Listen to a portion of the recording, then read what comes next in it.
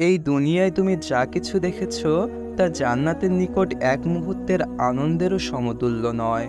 রাসূলুল্লাহ সাল্লাল্লাহু আলাইহি ওয়াসাল্লাম বলেন, আল্লাহ সুবহানাহু ওয়া তাআলা তোমাদের উদ্দেশ্য করে বলেছেন, আমি আমার সৎকর্মশীল বান্দাদের জন্য এমন কিছু প্রস্তুত করেছি যা কোনো চোখ দেখেনি, কোনো কান শুনেনি এবং কোনো মানুষের অন্তর কল্পনাও করতে পারেনি।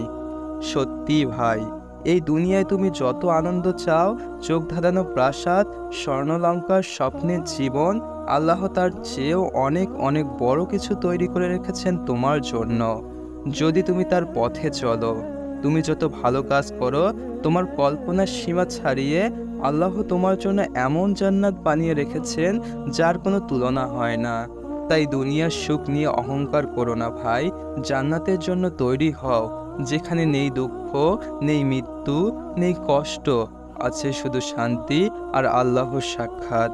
হে আল্লাহ, আমাদের এমন জান্নাত দান করো যার নিয়ামত তুমি তোমার প্রিয় বান্দাদের জন্য রেখে দিয়েছ। এভাবেই পরবর্তী ভিডিওতে আমরা জানব জান্নাতের নিয়ামত রাজি, তার প্রাসাদ, খাদ্য, পোশাক এবং আল্লাহর দেওয়া আশ্চর্য সব নিয়ামত সম্পর্কে ইনশাআল্লাহ।